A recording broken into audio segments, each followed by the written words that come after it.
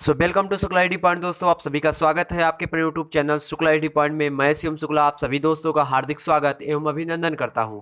दोस्तों आज के वीडियो में हम बात करेंगे हिंदी साहित्य बीए प्रथम वर्ष के बारे में और साथ ही ये भी बताएंगे कि प्रथम प्रश्न पत्र से रिलेटेड सारी चीज़ें बताऊंगा और उसमें किस प्रकार के प्रश्न पूछे जाते हैं इनको बताऊंगा। साथ ही थोड़ा बहुत सिलेबस के बारे में बताऊंगा और सिलेबस में क्या चेंजेस है क्या चेंजेस नहीं है, आखिरकार सिलेबस बदला गया या नहीं बदला गया इसको भी बताऊंगा। साथ ही मॉडल पेपर के तौर पर आपके कुछ क्वेश्चन हम आपके सामने करवाएंगे कि किस प्रकार के प्रश्न बीए प्रथम वर्ष में प्रथम प्रश्न पत्र के अंतर्गत बीए फर्स्ट ईयर से रिलेटेड पूछे जाते हैं। उन सभी बातों पर चर्चा करेंगे आज के वीडियो में। दोस्तों आइए बात करते हैं। थोड़ा पहले सिलेबस के बारे में बता दूं, जैसा कि मैं पहले से ही बताता आ रहा हूं, हर एक वीडियो में हमने बताया सिलेबस के बारे में, जैसे उसी को ध्यान में रखते हुए मैं इस वीडियो के अंतर्गत भी बता रहा हूं। इससे पहले आपके 5 लेक्चर अपलोड हो चुके हैं दोस्तों यूट्यूब चैनल पे, आपके शुक्ला आईडी पॉइंट पे। आप उनको एक प्लेलिस्ट में हमने डाल रखा है। उस प्लेलिस्ट में सबसे ऊपर वाली प्लेलिस्ट है, उसको आप खोलेंगे आपको सारा लेक्चर सीरियल से मिल जाएगा। उसमें हमने कबीरदास, तुलसीदास, सूरदास और जायसी जी के बारे में, साथ ही हमने भी कल के वीडियो में, परसों के वीडियो में बिहारी जी के बारे में बताया है। तो कबीरदास जी से आप में 25 साखी 10 पद शामिल होते हैं। जायसी जी से पद्मावत का एक खंड शामिल होता है। सूरदास से सूरसागर के 30 पद है मित्रों। तुलसीदास जी से रामचरितमानस का एक प्रसंग उठा लिया जाता है, वहां से प्रश्न पूछे जाते हैं। बिहारी के 30 दोहे शामिल हैं और बिहारी का एकमात्र रचना है बिहारी सतसई, उससे शामिल है। घनानंद की मैं बात करूं तो आज घनानंद के बारे में हम चर्चा करेंगे। घनानंद के 20 छंद आपके पाठ्यक्रम में संकलित हैं। घनानंद कवित्त से पाठ्यक्रम में ज्यादा कुछ चेंजेस नहीं आया है, सब वही को ही सेम है। ठीक है, तो घनानंद के 20 छंद जो है आपके पाठ्यक्रम में संकलित है घनानंद कवित्त से। ठीक है, ध्यान रखेंगे। उसके बाद में द्रुत पाठ के रूप में हमको पढ़ना होता है, जिसके अंतर्गत हम पढ़ते हैं रहीमदास, केशवदास और भूषण के बारे में। तो भूषण, केशवदास और रहीमदास के बारे में चर्चा करते हैं। इनसे ज्यादा प्रश्न नहीं पूछे जाते। हाँ, अगर मान लिया जो है इससे कम से कम नहीं तो 40 से या फिर 35% लगभग पूछे जाते हैं। मतलब कि अगर 100 प्रश्न पूछे जाने हैं तो उनमें से आपके, जैसे मान लिया कि 100 प्रश्न पूछे जाते हैं कबीरदास जी से, एक मैं परसेंटेज के रूप में बना हूँ, हर एक संख्या अपने आप में 100% होती है। तो मान लिया कबीरदास जी से 100% प्रश्न पूछा जाता है। तो अगर मैं बात करूंगा रहीम के बारे में कि रहीम से कितने प्रश्न पूछे जाएंगे कबीर की अपेक्षा में, तो कबीर की अपेक्षा में रहीम से जो प्रश्न पूछे जाएंगे मित्रों, वो कितने प्रश्न पूछे जाएंगे, वो लगभग 35 प्रश्न पूछे जाएंगे। इस प्रकार का कुछ कॉम्बिनेशन बनता है। ठीक है, तो इस बात का ध्यान रखेंगे, मतलब 33.33%। ठीक है, इस बात को ध्यान रखेंगे। इस प्रकार से प्रश्न क्या कुछ सीरियल होता है जिस प्रकार से पूछा आता है। इसके लिए आप मध्यकालीन काव्य मंजूषा नाम की पुस्तक आती है, उसको आप खरीद सकते हैं। ठीक है, द्वितीय प्रश्न पत्र में आप हिंदी निबंध एवं नाटक के रूप में पढ़ते हैं, जिसके अंतर्गत हम पढ़ते हैं निबंध क्या क्या है और निबंध निर्धारित निबंधकार आपके पाठ्यक्रम में कौन कौन से, तो प्रताप नारायण मिश्र है मित्रों। उसके बाद में आचार्य महावीर प्रसाद द्विवेदी हैं, आचार्य रामचंद्र शुक्ला जी हैं, आचार्य हजारी प्रसाद द्विवेदी हैं, डॉक्टर रामविलास शर्मा है जिनको अज्ञा बैताल कवि के नाम से जाना जाता है, डॉक्टर विद्यानिवास मिश्रा जी हैं, कुबेरनाथ राय, ये निर्धारित आपके में निबंधकार हैं। ठीक, क्या है ये निबंधकार है इतने लोग। इसके लिए निबंध दर्पण नाम की एक पुस्तिका आती है, उसको आप खरीद सकते हैं और अच्छे तरीके से इन सभी के निबंधों का अध्ययन कर सकते हैं। साथ ही इसके बाद में आपको द्वितीय प्रश्न पत्र के अंतर्गत आपको नाटक के बारे में पढ़ना होता है। नाटक जो खंड खा होता है नाटक, और नाटक में ध्रुव स्वामी नाटक आपके पाठ्यक्रम में संकलित है, जो कि जयशंकर प्रसाद के द्वारा रचित है। क्या, जयशंकर प्रसाद के द्वारा रचित है ध्रुव स्वामिनी नाटक, जो कि आपके पाठ्यक्रम में संकलित है। साथ ही एकांकी आप में होता है खंडगा, और एकांकी में निर्धारित एकांकीकार आप में होते हैं डॉक्टर राम कुमार वर्मा, भुवनेश्वर कुमार, उपेंद्र नाथ अस्क, जिनको उपनाम है अस्क, उदय शंकर भट्ट हैं और लक्ष्मी नारायण मिश्र हैं। ठीक, प्रेमघन। तो ये सारे आपके क्या है, निर्धारित एकांकीकार है, निर्धारित जो है निबंधकार है, और निर्धारित आपके नाटककार हैं, जिसमें जयशंकर प्रसाद आपके ध्रुव स्वामी से हैं। ठीक, इसके लिए पुस्तक जो आती है आपकी एकांकी निकुंज नाम से पुस्तक आती है, उसको आप ले सकते हैं। साथ ही जैसे प्रथम प्रश्न पत्र में हमने द्रुत पाठ के रूप में बताया था कि ये कवि शामिल हैं, वैसे द्रुत पाठ के रूप में आपके जो है कुछ लेखक शामिल हैं इसमें द्वितीय प्रश्न पत्र के अंतर्गत। उसमें आपके राहुल सांकृत्यायन हैं, जिनको घुमक्कड़ जिज्ञासु बोला जाता है, मतलब बहुत घूमने, राहुल सांकृत्यायन जो पंडित हैं, ये पंडित जी ये बहुत घूमने के विचार प्रेरित हैं, घूमने से मतलब देशाटन बहुत इनको पसंद आता है। मोहन राकेश जी है, मोहन राकेश जो है बहुत अच्छे जो है माने जाने लेखक माने जाते हैं हिंदी साहित्य के। ठीक है, बहुत बड़े साहित्यकार हैं। जगदीश चंद्र माथुर भी इसी क्रम में आते हैं। तो ये 3 है, राहुल सांकृत्यायन, मोहन राकेश और जगदीश चंद्र माथुर। दोस्तों आपको पूरा का पूरा पाठ्यक्रम हमने बता दिया, लगभग आपको 4 मिनट यानी 5 मिनट समथिंग में पूरा का पूरा पाठ्यक्रम और इंट्रोडक्शन इस वीडियो का। ठीक, अब बात करते हैं घनानंद से बनने वाले महत्वपूर्ण प्रश्नोत्तरी के बारे में चर्चा करेंगे। आइए उसको देखते हैं मित्रों। दोस्तों शुरू करते हैं प्रश्नोत्तरी। आपके सामने स्लाइड प्रस्तुत है मित्रों। ठीक है, स्लाइड आपके सामने प्रस्तुत है। आइए हम देख लेते हैं। 1 मिनट आवाज नहीं जा रही होगी। हाँ, आइए देखते हैं हम प्रश्नोत्तरी। घनानंद जी से किस प्रकार के प्रश्न पूछे जाते हैं। पहला प्रश्न देखिए मित्रों, घनानंद किस काल के कवि हैं। बड़ा ही महत्वपूर्ण प्रश्न है और अक्सर पूछ ही ले आता है एग्जाम में। तो घनानंद किस काल के कवि हैं मित्रों। घनानंद रीतिकाल के कवि हैं। किसके हैं, ऑप्शन दिया है आपके, रीतिकाल, भक्तिकाल, आधुनिक काल, पूर्व मध्यकाल। तो ये किसके हैं, रीतिकाल के हैं। जबकि आपने भक्तिकाल में किसको पढ़ा, कबीर दास। उसके बाद में आपने पढ़ा किसको, जायसी जी को पढ़ा। उसके बाद में किसको पढ़ा, आपने पढ़ा सूरदास जी को। उसके बाद में तुलसीदास जी को, गोस्वामी जी को पढ़ा। ठीक, तो ये भक्ति काल के जो है, जो जिसको स्वर्ण युग के नाम से जाना जाता है, हिंदी साहित्य का स्वर्ण युग किसको जाना जाता है, भक्ति काल को। ठीक, ये सारे प्रश्न बनते रहते हैं, इसलिए मैं इसको बीच बीच में जिक्र करता रहता हूँ। ठीक, तो रीतिकाल के घनानंद कवि हैं। घनानंद का जन्म कब हुआ था मित्रों। घनानंद का जन्म हुआ था 1746 विक्रमी में। ऑप्शन इसका भी है, संवत 1746 विक्रमी में हुआ था। इनकी मृत्यु 1817 विक्रमी में हो जाती है। साथ ही अगला प्रश्न है दोस्तों इनका कि घनानंद किस कुल से संबंधित है। तो घनानंद जो है वो कायस्थ कुल से संबंधित है। ब्राह्मण, वैश्य, शूद्र से नहीं संबंधित है। कायस्थ में आपके क्षत्रिय वर्ण भी, मतलब क्षत्रिय की कैटेगरी के होते हैं कायस्थ, तो वो शामिल होते हैं। तो घनानंद किस कुल के कवि हैं, तो कायस्थ कुल के कवि हैं। ठीक है दोस्तों, घनानंद के बारे में बहुत सारी चीजें होती है। घनानंद को प्रेम का पीर कवि कहा जाता है। अब घनानंद को प्रेम का पीर कवि क्यों कहा जाता है। कवि और घनानंद को उनके प्रेम चित्रण की विशिष्टता के कारण प्रेम का पीर कवि कहा जाता है। वैसे तो मित्रों बात की जाए तो अधिकांशतः जो है रीतबद्ध के जितने भी कवि हुए हैं स्वयं प्रेमी नहीं थे, इसलिए व्यक्तिगत स्तर पर उन्हें प्रेम की पीर का साक्षात अनुभव नहीं था। लेकिन जो ये अपने हैं घनानंद महोदय, घनानंद ने स्वयं अनुभूति की, क्योंकि ये सुजान नामक वैश्या से अत्यंत प्रेम करते थे, प्रगाढ़ प्रेम करते थे। तो क्या होता है, जब प्रगाढ़ प्रेम करते रहते हैं उसी इन्होंने मतलब अपने विरह वर्णन का, इनका जब आप पढ़ेंगे, इनका जो है इनकी काव्य पंक्तियां जब आप पढ़ेंगे, जो घनानंद कवित्व में संकलित हैं, आप में 20 छंद हैं, तो जब आप वो पढ़ेंगे तो आपको लगेगा मतलब कि ये बहुत जो है विरह वर्णन है, मतलब ब्रेकअप के बारे में बहुत ज़्यादा है। मतलब अब आप ब्रेकअप से समझ सकते हैं, मतलब कि 2 रस होते हैं इसको निभाने के लिए। एक होता है श्रृंगार रस। श्रृंगार के 2 भेद होते हैं, संयोग श्रृंगार और वियोग श्रृंगार। तो घनानंद जी का संयोग श्रृंगार उतना शायद नहीं सुटेबल होता है जितना आपका वियोग है। वियोग श्रृंगार मतलब वियोग श्रृंगार की बड़ी ही मार्मिक दशा का वर्णन उन्होंने किया है, और किस प्रकार से वियोग में कोई व्यक्ति होता है, किस प्रकार से उसके अंतर्गत, उसके मन के अंदर उसकी जो अंतरात्मा होती है, किस प्रकार से अपने प्रेमी को पुकारती रहती है। ठीक, तो यही है। मैं बताऊं इनके बारे में, अगर घनानंद जी के बारे में, तो घनानंद की स्थिति ठीक इसके विपरीत है। मतलब वो संयोग पक्ष को ज़्यादा ध्यान नहीं देते हैं।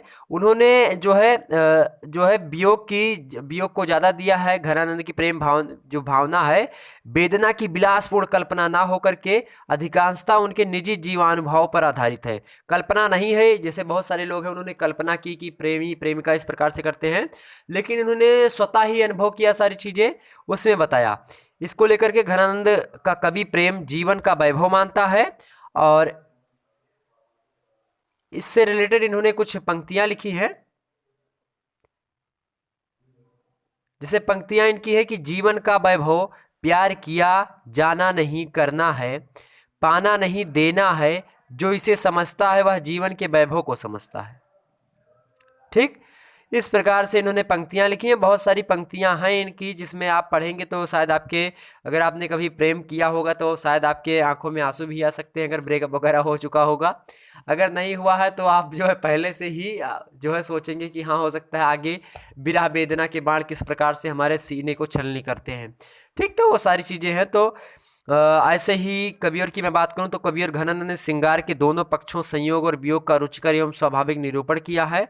हाँ, इतना अवश्य है मित्रों कि संयोग की अपेक्षा वियोग श्रृंगार परिमाण है, और भावानुभूति दोनों में ही प्रभावी और वजनदार पड़ता है। घनानंद ने संयोग श्रृंगार की तीव्रानुभूति का वर्णन किया है। उनकी स्वरूप सुंदर नायिका का अंग प्रत्यंग चांचल्य एवं चेष्टाओं से भरा हुआ है। उसकी मधुर मुस्कान से रस वर्षा होती है। उस अनन्य रूपशीला को निहार कर कवि बरबस ही ये पंक्तियां कहता है, जो पंक्तियां मैं आपके सामने प्रस्तुत करने जा रहा हूं, कहता है कवि कि लजन लपेटी चितवन भेद भाव भरी, लसत सलिल लोल चल तिरछीन में, छवि को सदन गोरो बदन, रुचिर भाल रस निचुरत मीठी मृद मुस्कान में।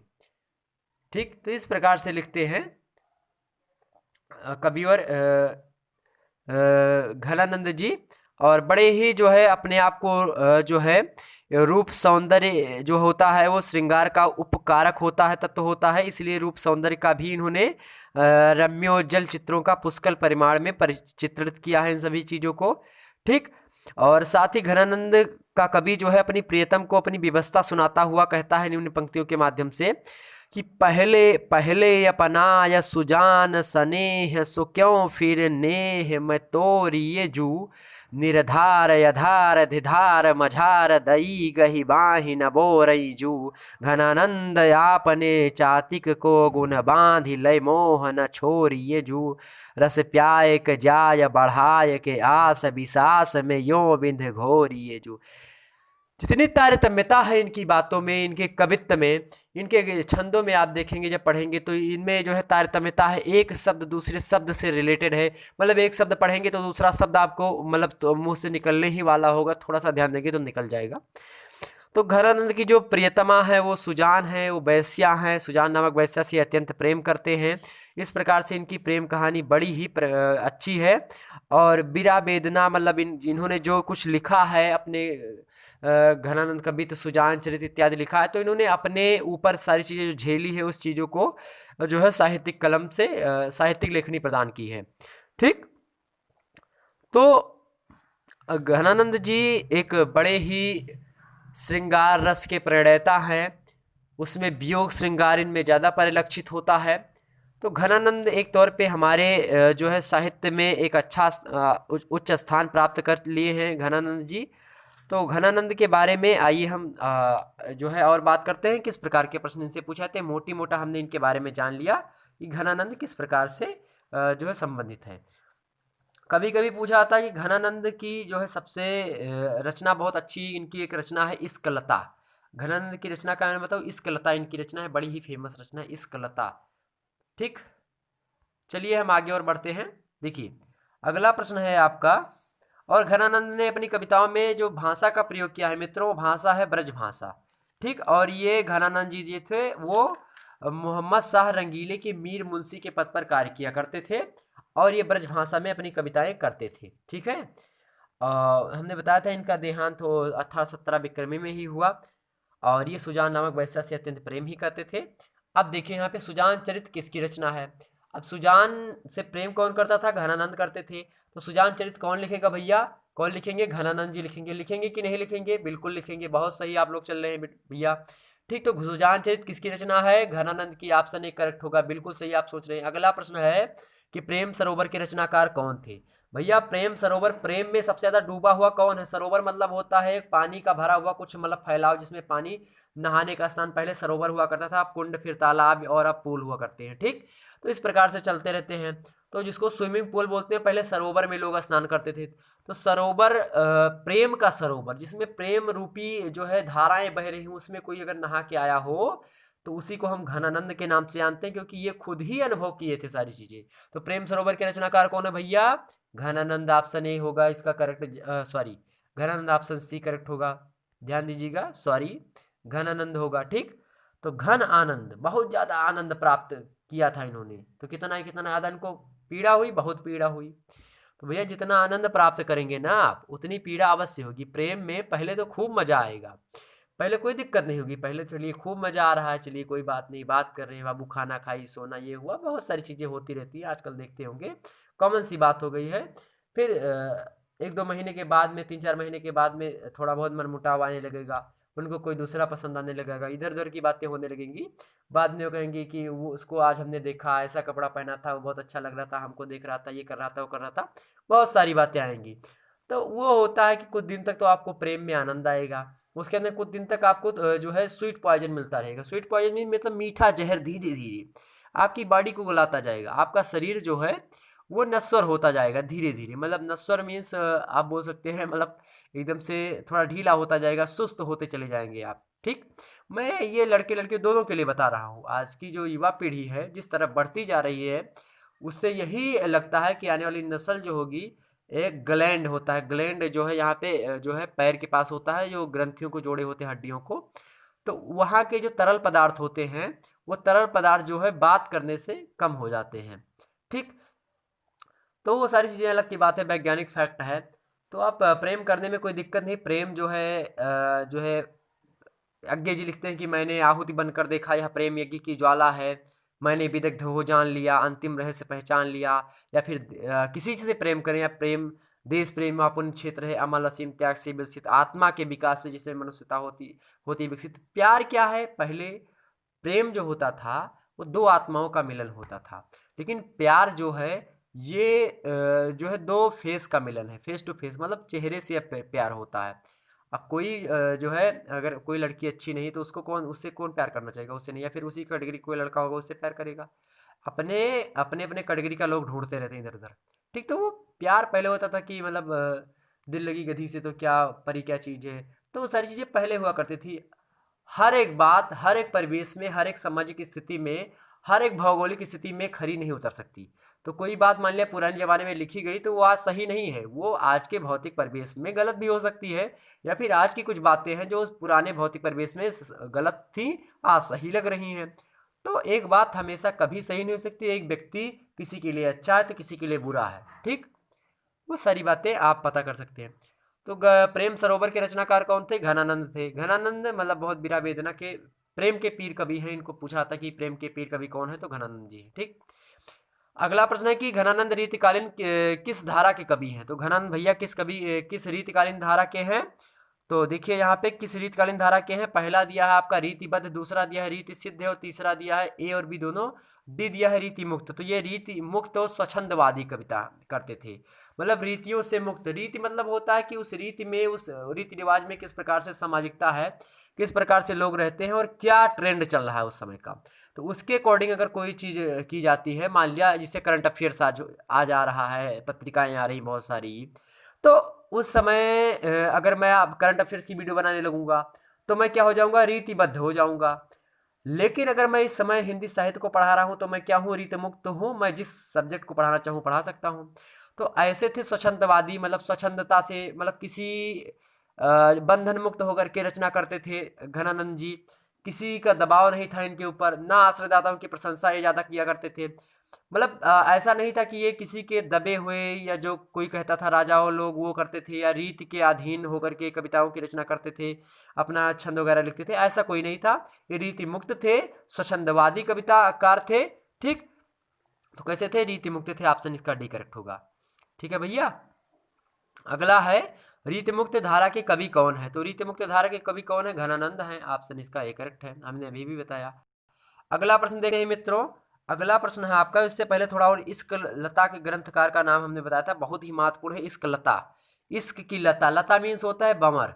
जो बरगद वगैरह पे देखते हैं लताएं लटकी होती हैं, फिर जिसमें पत्तियां होती है। कद्दू का अगर पेड़ देखेंगे तो उसमें लताएं होती हैं। आप ककड़ी, खीरा, इन सभी का देखेंगे तो मतलब उसमें क्या होता है? लताएं होती हैं, बमर के रूप में आता है, उसमें पत्तियां लगी रहती है, उसमें फल ही लगता है। तो इश्क, इश्क मीन्स होता है प्यार, मोहब्बत। ठीक, तो उसकी जो लता होती है, उसकी बमर टाइप की एक जो है डोरी मान सकते हैं। तो उसके रचनाकार कौन है भैया? तो उसके रचनाकार हैं आपके घनानंद जी। विरह लीला के रचनाकार ही घनानंद हैं।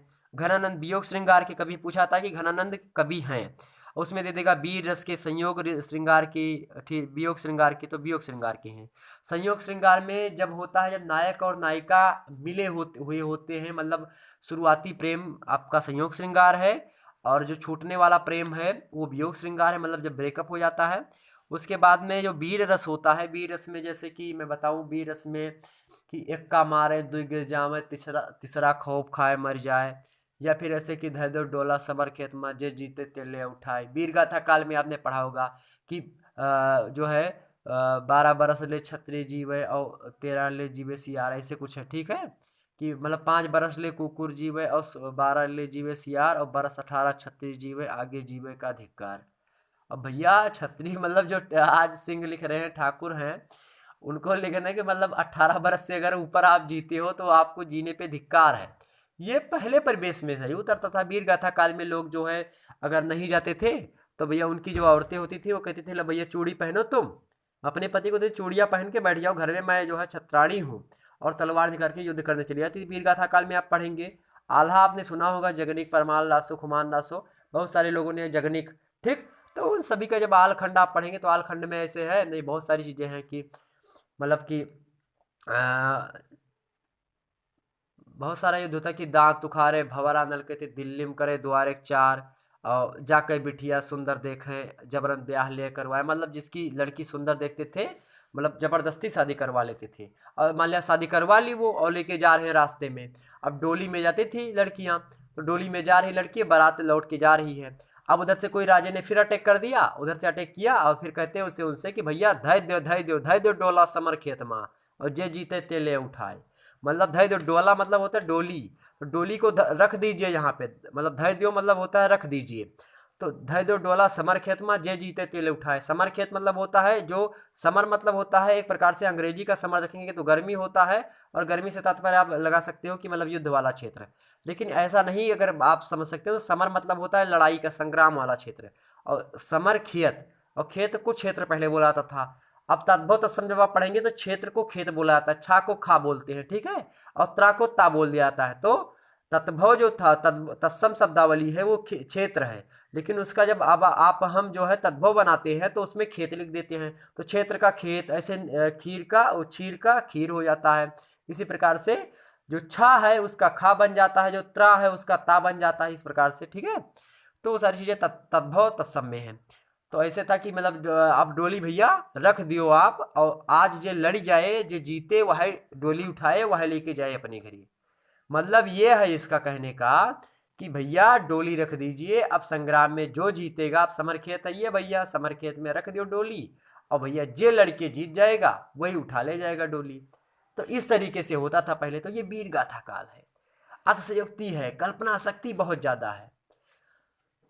तो जब आप ये सब पढ़ेंगे तो आपको हिंदी से लगाव होगा, प्रेम होगा। हालांकि ये सारी बातें सत्यता पे आधारित नहीं है, उतना फैक्ट नहीं है इसमें, सत्यता नहीं है, लेकिन हाँ कल्पना शक्ति बहुत है, तीक्ष्ण कल्पना शक्ति। जैसे जयशंकर प्रसाद की जब आप रचनाएं पढ़ेंगे तो जयशंकर प्रसाद की रचनाओं में आपको देखने को मिलेगा कि नील परिधान बीच सुकुमार, खुल रहा मृदुल अधखुला अंग, और खिले हों ज्यों बिजुली के फूल, मेघ बन बीच गुलाबी रंग। मतलब ये कि नील परिधान बीच सुकुमार, जैसे नीले परिधान के बीच में सुकुमार एक बैठा हुआ है, सुकुमार, नील परिधान बीच सुकुमार, खुल रहा मृदुल अधखुला अंग। एक जो है स्त्री है, वो क्या हुई है, श्रद्धा और मनु के ये टॉपिक से लिया गया है, तो श्रद्धा और मनु दोनों हैं। तो उसमें श्रद्धा जो है वो नीला कपड़ा पहने हुए बैठी हुई है, नीला कपड़े बैठी हुई, तो जो है नील परिधान, परिधान मीन्स कपड़ा, नील परिधान बीच सुकुमार, उसका सुकुमार मतलब जो कोमल त्वचा है वहीं पे कपड़ा, कहीं पे नीला कपड़ा फटा हुआ है, तो उसकी जो कोमल त्वचा वो दिख रही। तो नील परिधान बीच सुकुमार, खुल दिख रहा मृदुल अधखुला अंग, तो थोड़ा सा खुला अंग है वही दिख रहा है, वो सुकुमार है, ठीक है। और उसकी तुलना किस प्रकार से कर रहे हैं अब जयशंकर प्रसाद जी, कि खिले हों जो बिजली के फूल, जब बिजली चमकती है, और मेघ बन बीच गुलाबी रंग, जैसे गुलाबी रंग की बिजली, गुलाबी रंग की बिजली के फूल आकाश में चमक रहे हैं नीले परिधान में, मतलब वो नीले आकाश में, नीले आसमान में, बादल में, किस प्रकार से जैसे गुलाबी फूल चमक रहे हैं, गुलाबी फूल दिख रहे हैं, वैसे श्रद्धा ने नीला वस्त्र धारण किया है, और नीला वस्त्र के बीच में जो अधखुला अंग है वो उस प्रकार से उस बिजली के फूल के समान है। ऐसी कल्पना शक्ति और किस कवि ने की भैया? आप पाश्चात्य कवियों को देखेंगे, पाश्चात्य जो राइटर वगैरह हुए हैं, बहुत सारे लोग कहते हैं कल्पना शक्ति, यूटोपिया लिखा उन्होंने, टॉमस मोर ने, तो वो सारी चीज़ें आप पढ़ोगे तो उसके अपेक्षा अपने यहाँ पे कल्पना शक्ति बहुत ज़्यादा है। हिंदी साहित्य एक रुचिकर विषय है और सबसे श्रेष्ठ विषय है, क्योंकि संस्कृत भाषा से बना हुआ है। तो भाषा सुमुख्या मधुरा दिव्या गीर्माण भारती तस्या ही मधुरम काव्यम तस्मादयपि सुभाषितम। भाषाओं में मुख्य, मधुर एवं देववाणी कही जाने वाली संस्कृत भाषा का एक रूप है हिंदी। तो भैया हिंदी पे रखो बिंदी और संस्कृत बनी तैयार। तो चलिए, हालांकि आप लोग बोर तो नहीं हो रहे हैं, बिल्कुल भी कोई चिंता की बात नहीं है। आप अपने चेहरे पानी मार के तुरंत आइए, बैठिए, आगे क्लास स्टार्ट करते हैं। तो भैया घनानंद किस संप्रदाय के कवि थे, अगला प्रश्न है। तो घनानंद किस संप्रदाय के कवि थे, तो घनानंद आपके किस संप्रदाय के कवि थे, घनानंद आपके थे निम्बार्क संप्रदाय के कवि। ऑप्शन इसका सी करेक्ट है, निम्बार्क संप्रदाय के कवि। और घनानंद को एक नाम से और जाना जाता है, उनका नाम है आनंद घन। क्या है भैया, आनंद घन। अब भैया घनानंद है तो घनानंद का संधि विच्छेद करेंगे, क्या होगा, घन प्लस आनंद, यानी घन धन आनंद। सॉरी सॉरी भैया, माफ करिएगा। तो घन प्लस आनंद यानी घन धन आनंद, तो इसको इज इक्वल टू क्या होगा, मतलब बराबर में घनानंद हो जाएगा। तो वही घन क्या कर दो, पीछे कर दो, आनंद आगे कर दो, तो आनंद घन, तो यही हो गए घनानंद। तो इसलिए कभी कभी पूछ लिया जाता है कि आनंद घन के नाम से प्रसिद्ध कवि कौन से हैं। आपको ऑप्शन में बिहारी, केशव, सूरदास, घनानंद इत्यादि देगा, तो आप घनानंद जान जाओगे, घनानंद आनंद घन का ही नाम है। ठीक है, अब हम बात करते हैं, अगला प्रश्न है आपका कि लोकसार किसकी रचना है। तो लोकसार किसकी रचना है, लोकसार तो किसकी है, घनानंद की है। लोकसार किसकी है, घनानंद की है। लोकसार किसकी, घनानंद की, याद हो गया होगा, लोकसार किसकी, घनानंद की, 3-4 बार बोलिएगा, याद हो जाएगा।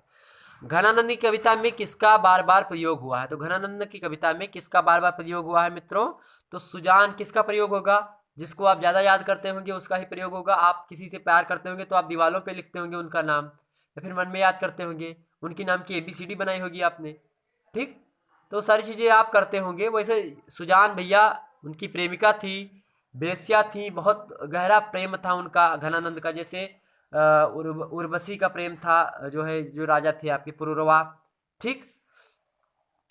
तो घनानंद की कविता में किसका बार बार प्रयोग हुआ है, तो सुजान नामक वेश्या का प्रयोग हुआ है, सुजान का प्रयोग हुआ है। ठीक है, अगला प्रश्न है कि जर जर जर शब्द किससे संबंधित है। तो जर जर जर शब्द किससे संबंधित है, घनानंद जी से संबंधित है। इसमें ऑप्शन नहीं दिख रहा, तो घनानंद जी से संबंधित। ठीक है, चलिए आगे बढ़ते हैं, अगला प्रश्न की ओर बढ़ते हैं मित्रों। साथ ही घनानंद के जो दीक्षा गुरु थे, इसको भी प्रश्न कभी कभी पूछा लिया जाता है। तो घनानंद के दीक्षा गुरु थे वृंदावन देव, ठीक। कृपा कांड किस कवि की रचना है, कृपा कांड नामक रचना है वो घनानंद की ही रचना है, ध्यान रखेंगे इस बात को मोटी मोटा। डॉक्टर नगेंद्र ने घनानंद की कविता सवैयों की संख्या कितनी मानी है, प्रश्न पूछा गया था अगली बार, तो 752 मानी है। ये सब प्रश्न मैं ओरली बता रहा हूँ, जो हमारे अभी भी ध्यान आ रहा है, पूछा गया है। तो डॉक्टर नगेंद्र एक बहुत बड़े जो है क्या है, तो ये आलोचक हैं। तो इन्होंने बताया कि घनानंद की कवित्व में लगभग 752 सवैया शामिल है। तो सवैया एक छंद है और घनानंद कवित्व में शामिल है, ठीक। तो इस बात को ध्यान रखेंगे। आगे बढ़ते हैं, अगला प्रश्न आपका इसी में शामिल है। अगला प्रश्न है मित्रों कि निम्बार्क संप्रदाय में दीक्षित होने के बावजूद भी घनानंद किनको भूल नहीं पाए थे। तो किसको नहीं भूल पाएंगे भैया, तो प्रेसी सुजान को नहीं भूल पाएंगे। आप कितना भी आपको टीचर समझा ले कि भैया प्रेम जो होता है ये नहीं करना चाहिए, या फिर किसी लड़की के पीछे मत भागो, बहुत सारे लोग समझाते हैं, बहुत लोग जो है क्लास में ही समझाते हैं, सबको समझाया जाता है, टीचर समझाते हैं ये मत करिए, ये गलत बात है, आगे चल करके जब नौकरी पा जाएंगे उसके बाद में प्रेम करिएगा, उसके बाद में जीवन सेटल हो जाएगी। लेकिन भैया उम्रें वही रहती है, जब आप पढ़ रहे होते हैं वही उम्र होती कि आपको प्रेम उसी समय उसकी अनुभूति होने लगती है, ठीक। तो वही कक्षा 10-11 से शुरू होती है। कल की पीढ़ी आ चुकी है, वो कक्षा आप देखेंगे तो 6-7 से ही फ्रेंड बनाए, बाद में धीरे धीरे चलती गर्लफ्रेंड हो गई, या फिर शुरुआत से बॉयफ्रेंड है तो सीधे सीधे फ्रेंड है तो बॉयफ्रेंड हो गए धीरे धीरे चलती। तो वो बातें अलग की है। तो वैसे होता था। तो जो ये अपने हैं भैया घनानंद जी, वो निम्बार्क संप्रदाय में दीक्षित हुए, उसमें इनको भूल जाना चाहिए था सारी बातों को, लेकिन फिर भी ये नहीं भूल पाए किसको, सुजान नामक बेश्या को। इतना प्रगाढ़ प्रेम था। तो भैया प्रेम क्या है, अग्नि के समान पवित्र है। तो सुजान नामक वेश्या से घनानंद जी का बहुत प्रगाढ़ प्रेम था, बहुत अत्यंत मधुर संबंध था, इसलिए उस प्रेम को नहीं भुला पाए। और याद रखेंगे इस बात को, मैं एक बात सत्य बता रहा हूं कि प्रेम में जिस समय आपकी श्रृंगारिकता अवस्था चल रही होगी, श्रृंगार की अवस्था चल रही होगी, संयोग श्रृंगार के पहलुओं से आप गुजर रहे होंगे, उस समय आपको जो चीजें सुख प्रदान करती हैं, श्रृंगार अवस्था में जो चीजें आपको श्रृंगार अवस्था में जो चीजें आपको आनंद प्राप्त करती हैं, सुख की अनुभूति करवाती हैं, ठीक वही विपरीत अवस्था में जब आप वियोग श्रृंगार आपका चालू होगा, जब आपका ब्रेकअप हो जाएगा, तो वही वस्तुएं आपको कष्ट पहुंचाने लगती हैं और उसका आप तोड़फोड़ करने लगते हैं। जैसे आपको गिफ्ट दिया किसी ने, मान लिया एक लड़की एक लड़का है, दोनों लोग प्रेम किए हैं, तो 1 साल 2 साल चलता है उनका प्रेम, बड़ा ही मधुर प्रेम है। उन दोनों में एक दूसरे को गिफ्टेड तमाम सारी चीज़ें, अब समय गिफ्ट चल रहे हैं, दुकानों में बाजार में देखेंगे बहुत सारे टेडी बियर वगैरह बिक रहे होंगे, तो गिफ्ट चलता है। और आप फरवरी महीने में जब अक्सर होते हैं तो फरवरी महीने में एक पूरा होता है कि फलाने डे, टेडी डे, ये डे, वे डे, फलान डे, धमाक डे, बहुत सारे डे आते रहते हैं, तो उसमें बहुत सारी चीज़ें दी ली जाती हैं। तो जब सारी चीज़ें दी ली जाती हैं तो भैया उनको कोई पेन देगा, कोई मतलब पेन उन तो मैं बहुत छोटी बात बता रहा हूँ, लेकिन बहुत सारी चीज़ें दी जाती हैं, बहुत सारी चीज़ें ली जाती हैं। दोनों की वस्तुएं आदान प्रदान हुई, विनिमय की प्रक्रिया चालू हो गई, विनिमय हुआ दोनों में भैया, विनिमय हुआ, उसकी वस्तु उनके पास, उनकी वस्तु उनके पास, दोनों एक दूसरे को देख के जीते हैं, एक दूसरे को रात में चिपका के सोते हैं, मतलब उनकी वस्तुओं को। ठीक, अब क्या होता है जब उनका ब्रेकअप हो जाता है किन्हीं कारणों बस से, मतलब दैट्स रीजन, बहुत सारे रीजन हैं, तो किन्हीं कारणों बस उन दोनों का ब्रेकअप हो जाता है या फिर उन दोनों में विच्छेद हो जाता है। अब जब विच्छेद की प्रक्रिया हो जाती है कुछ दिनों तक क्या होता है, दोनों में लगता है कि एक दूसरे को मिलेंगे तो मार डालेंगे। तो ब्रेकअप क्यों होता है ये भी बात अब आपके सामने आती, तो इसीलिए विच्छेद होता है क्योंकि कि प्रेम जो होता है दोनों रूप से बराबर नहीं होता है, या फिर दोनों रूप से बराबर हो भी गया तो जैसे एक कहावत है कि ईयरफोन और प्रेम कुछ दिन के बाद में एक साइड काम करना बंद कर देते हैं। अगर दोनों का प्रेम बराबर मात्रा में है 50-50 तो चलेगा, लेकिन अगर किसी का 50 किसी का 20 है, मान लो किसी का 80 है किसी का 20 है, किसी का 70 किसी का 30 है, किसी का आपका 60 किसी का 40 है, तो नहीं चलेगा काम, क्योंकि आप कहीं ना कहीं पे दूसरे पे आसक्त होंगे, दूसरे पे आसक्त होंगे, मनमुटाव आएगा बीच में और ब्रेकअप की प्रक्रिया चालू हो जाएगी। तो संयोग अवस्था में जो चीज़ें आपने लिया दिया है तो उसमें क्या होगा, जब योगावस्था आएगी तो वही चीज़ आपको काटने लगेंगी। मान लिया वो टेडी बियर दी है तो टेडी बियर क्या करेगी, लड़की उठा के फेंकेंगी, उसको जलाएंगी, ये करेंगी वो करेंगी, अपने एक कमरे में बंद होकर के, अपने माता पिता के सामने नहीं करेंगी, क्योंकि हाँ इतना इज्जत तो जरूर करेंगी। ऐसे लड़के होते हैं वो क्या करेंगे, कभी नस काटेंगे, कभी हाथ काटेंगे, लड़कियां भी ऐसे कहीं जहर खाने को जाएंगी, कहीं अपना हाथ काटेंगे, कभी क्या करेंगी को करेंगी, वो सारी चीज़ें अलग की बात है। तो भैया इन सबसे आप अलग हटो, प्रेम व्रेम बाद में कर लेना आप। मैं नहीं कहता कि मैं प्रेम का पक्षधर नहीं हूँ, प्रेम अच्छा है, प्रेम अच्छी चीज़ें हैं, लेकिन भौतिक परिवेश में आप पहले सुटेबल रूप से अपने आप को अच्छे तरीके से किसी पद पर बना ले, उसके बाद में प्रेम बहुत अच्छा होता है। प्रेम करिए आप, आपके माता पिता भी नहीं रोकेंगे, आपको समाज भी नहीं टोकेगा, आप प्रेम करेंगे, आप शादी भी ना करें भगा लेके आएंगे तब भी कोई दिक्कत नहीं होगी, लेकिन आप पहले उस लायक हो जाएं कि आप पे कोई उंगली ना उठा सके। तो भैया यही चीज़ें हैं। तो निम्राक संप्रदाय से दीक्षित होते हुए भी घनानंद जी अपने प्रेम को नहीं भुला पा रहे, क्योंकि इनका प्रेम कैसा था, 50-50 प्रेम था। ठीक, तो ये नहीं भुला पाते थे। अगला है नागरी दास ने किसका बड़ा सम्मान किया, तो नागरी दास ने किसका बड़ा सम्मान किया है, तो किसका किया, घनानंद का किया, ऑप्शन इसका एक करेक्ट है। अगला प्रश्न है घनानंद के छंदों में किसको संबोधित किया गया है, तो घनानंद के छंदों में किसको संबोधित किया गया भैया, तो कौन संबोधित करेगा। आप कविताएं लिखते हैं जब विरह वेदना के बाण जो होते हैं आपके सीने को छलनी कर देते हैं, तो आप क्या लिखते हैं, आप बहुत सारे लोग देखिएगा अब यूट्यूब पे बहुत सारी कविताएं लिखना शुरू कर दिए। भैया आप हिंदी साहित्य पढ़े नहीं हो, आप बहुत सारी कविताएं लिखना शुरू कर दिए, सुन सुन के उनके ट्रैक पे, इनके ट्रैक पे, फलाने ट्रैक पे, धमाके ट्रैक पे बहुत सारे लोग अब लिखते हैं, बहुत सारे लोग कवि बन गए, नए नए कवि आ रहे हैं अपने वर्तमान में, अच्छी बात है कवि आने चाहिए, लेकिन उसका गहन अध्ययन आप कर लेंगे तो सही है। अब लोगों को ब्रेकअप होता है तो लिखना शुरू कर देते हैं, तो किसके बारे में लिखते थे, तो अपनी प्रेमिका के बारे में ही लिखते हैं और उसके ऊपर की सारी चीज़ें लिखते हैं। तो वैसे घनानंद जी किसके छंदों, अपने छंदों में किसको संबोधित करते हैं, तो सुजान को संबोधित करते हैं। सुजान क्योंकि कौन है, उनकी प्रेयसी है, प्रेमिका है उनकी। और कभी कभी पूछा जाता है कि सुजान कौन है, तो सुजान एक वेश्या है। ठीक है, अगला है घनानंद का वियोग कैसा है, तो घनानंद का वियोग कैसा है मित्रों, ये बड़ा ही महत्वपूर्ण प्रश्न है कि घनानंद का वियोग कैसा है। तो घनानंद का वियोग कैसा है, तो प्रशांत भी है और गंभीर भी है, दोनों प्रकार का प्रेम इनका है। प्रशांत है मतलब शांत भी है, और गंभीर रूप है भी इनका प्रेम अच्छा तरीके से है। ठीक है, अक्खड़ वगैरह इनका नहीं है। और अगर इनके संपूर्ण काव्य की मैं बात करूं तो इनके संपूर्ण काव्य का जो रस है, पूछा था कि घनानंद के संपूर्ण काव्य का मुख्य रस क्या है, तो श्रृंगार रस है।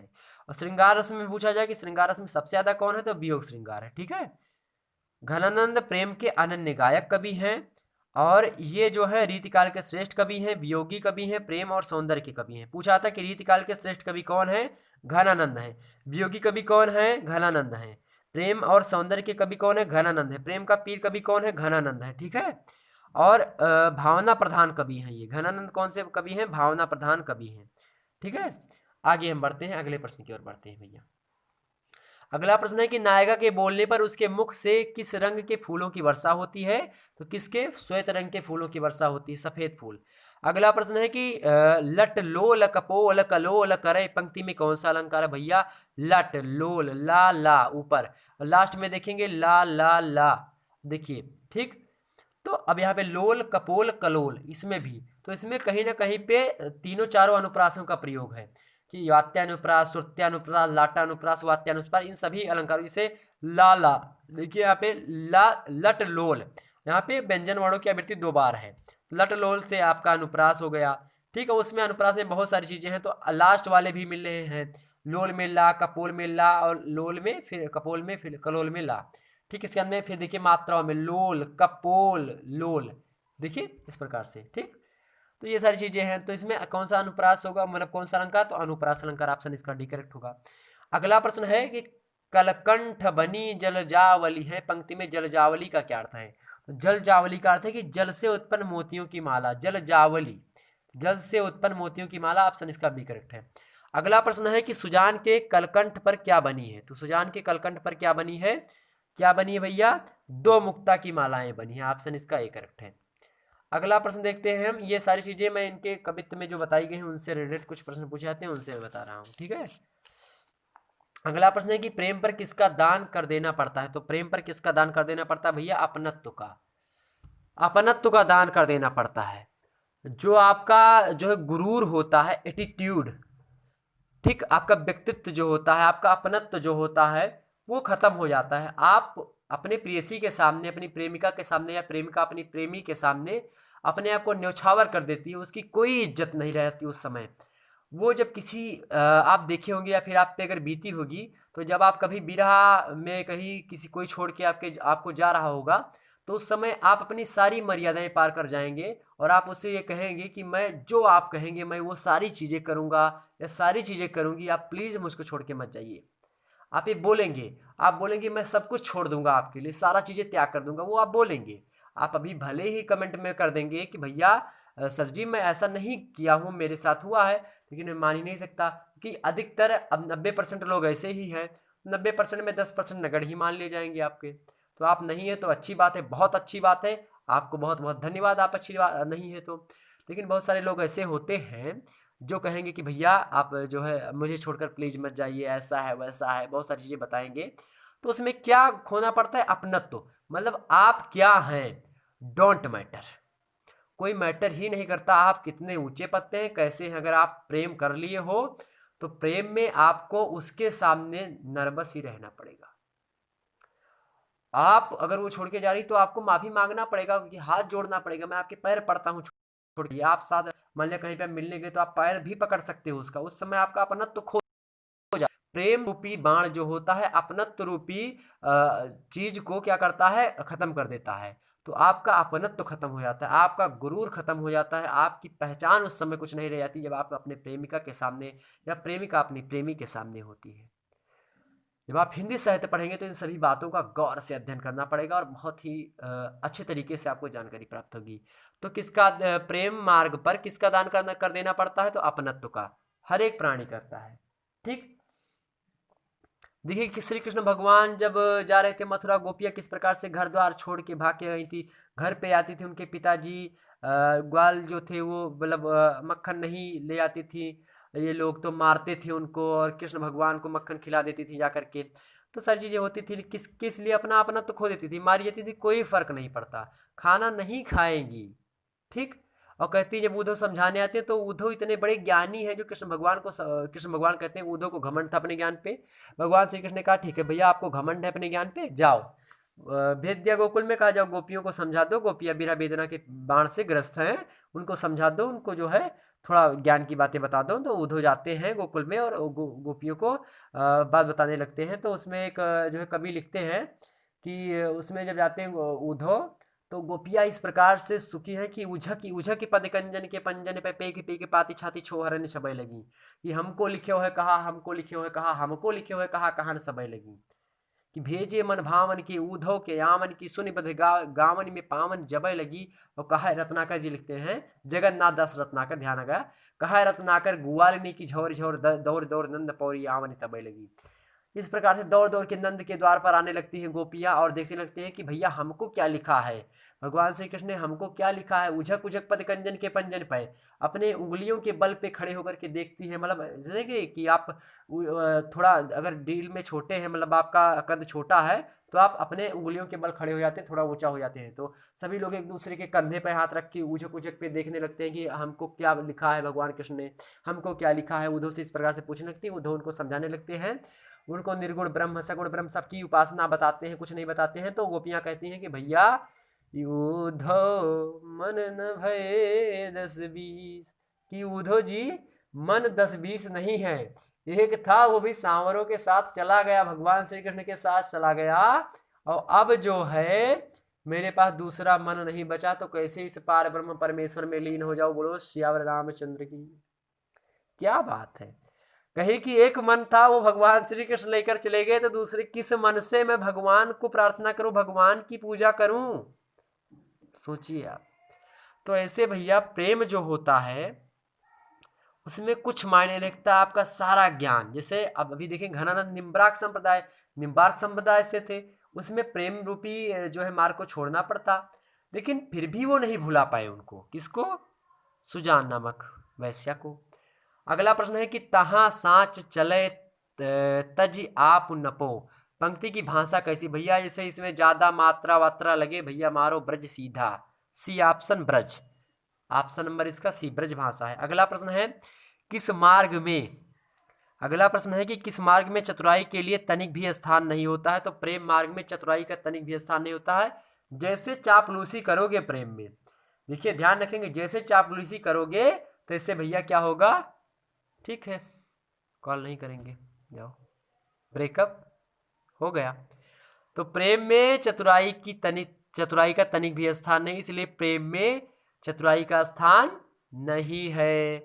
ठीक, किस मार्ग में नहीं चतुराई का स्थान? प्रेम मार्ग में नहीं है। अगला प्रश्न है कि सर्वसाधारण के लिए कौन सा मार्ग सुलभ नहीं है?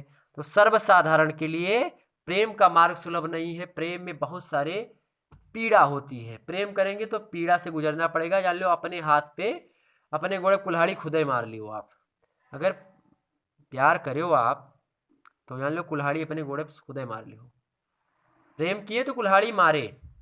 ठीक, तो प्रेम भैया दूर ही रहना, क्योंकि घनानंद जी से जब क्वेश्चन पूछे जाते हैं, क्यों क्यों इतना देर में लगा रहा हूँ, हर एक टॉपिक हमने 32-30 मिनट 35 मिनट में समाप्त कर दिया, लेकिन मैं 40 मिनट से ऊपर हो रही क्लास, कोई दिक्कत नहीं भैया, देख लीजिए आप। अगर घनानंद को अच्छे तरीके से पढ़ लेंगे तो मुझे नहीं लगता दोबारा इनको पढ़ना पड़ेगा, पढ़ने की जरूरत होगी, आप समझ जाएंगे। मैं इस तरीके से आपसे रिलेट करके बता रहा हूँ, सारी चीजें आपसे रिलेटेड करते बता रहा हूँ। जो लोग प्रेम किए होंगे उनको पता होगा कि घनानंद वही है भैया। आपने अगर प्रेम किया तो घनानंद आप ही हो, ब्रेकअप हुआ तो घनानंद हैं। अब घनानंद से वैसे ब्रेकअप नहीं हुआ था, वो बहुत लंबी कहानी है, किसी दिन मौका मिला तो बताएंगे। तो सर्वसाधारण सबके लिए प्रेम का मार्ग सुलभ नहीं होता, प्रेम का मार्ग कठिन है, लेकिन हाँ अगर प्रेम सच्चा है तो कठिन मार्ग पर भी आप अच्छे तरीके से कलियों की बौछार यानी कलियों का मार्ग बना सकते हैं। जैसे आप देखेंगे अजय देवगन की मूवी फूल और कांटे, क्या फूल और कांटे, तो फूल तो ठीक है, फूल संयोगावस्था है, लेकिन कांटे क्या है? विरह वेदना के बाण है। क्या है? विरह वेदना के बाण हैं। देखेंगे इस प्रकार से अपने दैनिक जीवन से रिलेट करेंगे हिंदी को, फिर पढ़ पाएंगे। अगले प्रश्न की ओर बढ़ते हैं भैया। अगर आपको वीडियो पसंद आती तो प्लीज़ यार निवेदन है आपसे, लाइक करें, चैनल को सब्सक्राइब करें और सभी लोगों के पास शेयर वगैरह कर दीजिए, ताकि सभी लोग जो है हिंदी साहित्य को बढ़ावा दे सके, हिंदी के लिए आप मेहनत कर सके, हिंदी साहित्य आप अच्छे तरीके से पढ़ सके। आप नए नए स्टूडेंट हैं हमारे, तो आप ज़्यादा से ज़्यादा लोगों के पास शेयर करेंगे, मुझे बड़ी प्रसन्नता होगी। आपका तहे दिल से बहुत बहुत धन्यवाद मेरे प्यारे दोस्तों। आप अगर जो है मुझसे जुड़ सकते हैं मेरे व्हाट्सएप नंबर से 9161936062 है, आप उससे जुड़ सकते हैं। आप जो है व्हाट्सएप ग्रुप से हमारे जुड़ सकते हैं। व्हाट्सएप ग्रुप अगर लड़के हैं, आप बॉय हैं, तो आपके लिए सेपरेट, इसके लिए सेपरेट ग्रुप है, मतलब बॉयज़ ग्रुप है, लेडीज़ के लिए मतलब गर्ल्स के लिए गर्ल्स का ग्रुप है, ठीक है। तो आप गर्ल्स हैं तो आप बताएंगी मैं गर्ल्स हूँ, आपको अपना नाम वगैरह बताना पड़ेगा। उसके बाद में मैं आपको गर्ल्स ग्रुप में ऐड कर दूंगा, वहाँ पे मैं लिंक वगैरह प्रोवाइड करवाता रहता हूँ, स्टडी मटेरियल देता रहता हूँ। तो आप अगर स्टूडेंट्स हैं तो बॉयज़ के लिए सेपरेट ग्रुप है, WhatsApp group Shukla I T point के नाम से, और जो है शुक्ला आई टी पॉइंट के नाम से गर्ल्स का ग्रुप भी है। तो आप अगर गर्ल्स हैं तो आपको भी, आपके लिए भी ग्रुप है, बहुत सारी गर्ल्स जुड़ी हुई है। आप अगर बॉयज़ हैं तो आपके लिए भी जो है ग्रुप की व्यवस्था है। तो आप जो है आप ग्रुप से जुड़ सकते हैं। हमारे ग्रुप की लिंक मैं डिस्क्रिप्शन बॉक्स में दे दूंगा, ठीक है। और अगर नहीं आपको पता चलता तो आप हमारे नंबर पे 91 61 93 ठीक 60 62 पे आप जो है SMS कर देंगे व्हाट्सएप नंबर पे, और अपना नाम बताएंगे, अपना पता बताएंगे, ठीक है। मैं आपको ऐड कर दूंगा उसमें, ठीक है। और विथ फ़ोटो आपकी होनी चाहिए, आपकी फ़ोटो होनी चाहिए, ताकि ये पता कर सकूँ मैं कि आप बॉयज़ हैं या गर्ल्स हैं। क्योंकि उसमें किसी किसी कोई कोई गर्ल्स होती हैं तो सेपरेट नंबर रखना चाहती हैं, इसलिए मैंने बॉयज़ और गर्ल्स को मर्ज नहीं किया है, ठीक है। क्योंकि मैं मर्ज भी नहीं करना चाहता, क्योंकि आप अभी घनानंद के बारे में पढ़ रहे हो, आपको पता ही चल गया होगा कि घनानंद कैसे इस प्रकार से कैसे विरह वेदना के पेड़ लगते हैं। आप नागमती का वियोग वर्णन देखेंगे, हीर रांझा लैला मजनू, बहुत सारी चीज़ें। अब देखेंगे अगला प्रश्न है कि मीठे मीठे बोल बोल ठगी पहले तो तब, पंक्ति में मीठे का तात्पर्य क्या है? मीठ मीठ बोल के पहले ठग लियो, फिर बाद में जो है कुछ भी बोल दो। तो मीठ मीठ बात, पहले जब शुरुआती प्रेम होता था मीठ मीठ सभी बोलते हैं, मतलब मीठी मीठी बातें करते हैं। तो इसमें मीठे का क्या अर्थ है? मीठे का अर्थ होता है कि ठग बाणी को मीठी बोलते ही हैं और ठग मीठी वस्तु खिलाते भी हैं।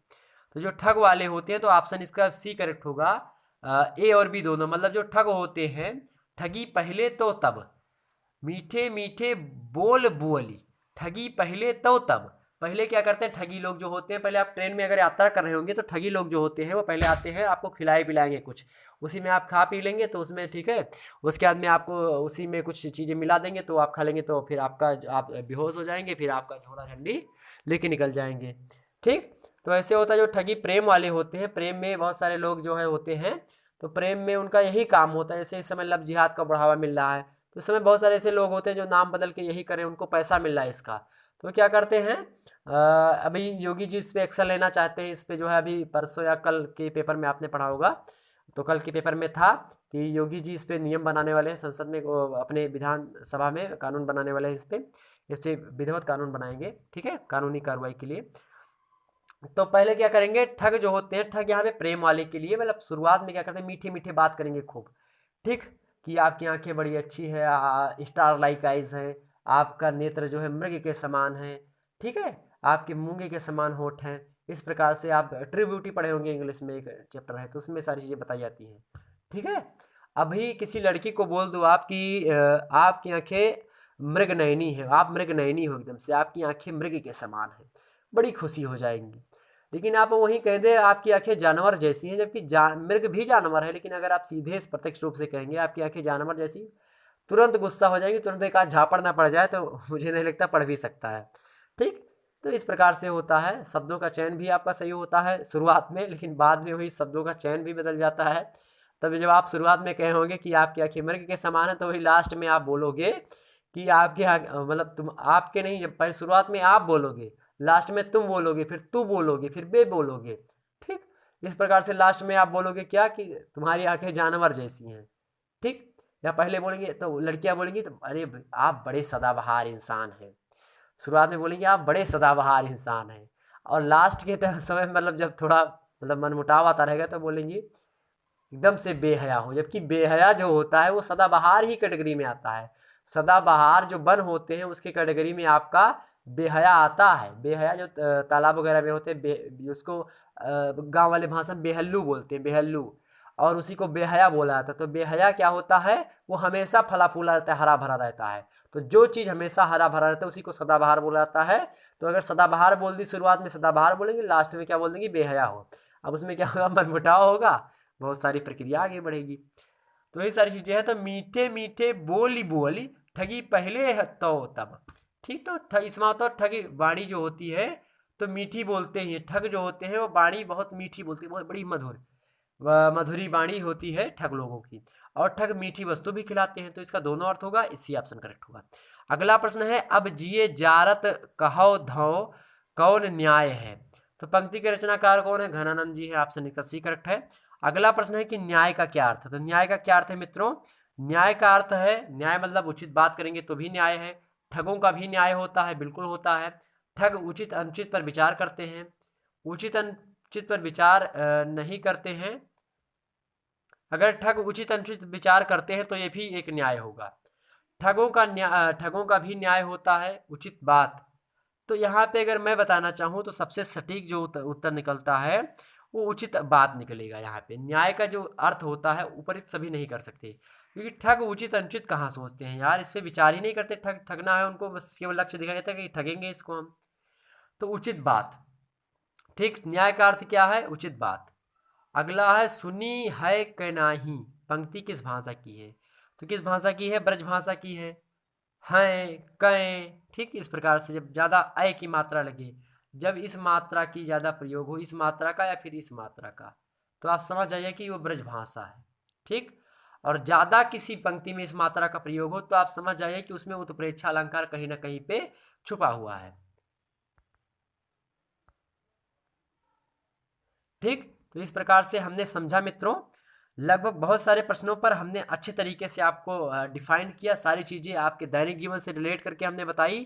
तो मित्रों अगर वीडियो आपको पसंद आती है तो प्लीज़ हमारे चैनल शुक्ला आईटी पॉइंट को सब्सक्राइब करेंगे। एंड आपका दूसरा यूट्यूब चैनल मेरा ही है, बीए क्रैकर यूट्यूब चैनल, आपका प्यारा चैनल, उसको भी आप सब्सक्राइब करेंगे। वीडियो को ज़्यादा से ज़्यादा शेयर करेंगे, बहुत सारी वीडियो अपलोडेड हो चुकी हैं, उन सभी वीडियो को लाइक और सब्सक्राइब और शेयर करने के लिए आपका बहुत बहुत धन्यवाद। फिर मिलते हैं नई वीडियो में। अब्दुल पाठ के रूप में आपको मिलेंगे हम रहीम दास जी को लेकर के। रहीम के बाद आएंगे केशवदास, केशवदास के बाद में भूषण के बारे में चर्चा करेंगे। साथ ही आपका पूरा पाठ्यक्रम समाप्त हो जाएगा। ओके, मिलेंगे एक नई वीडियो में, तब तक के लिए जय हिंद जय भारत।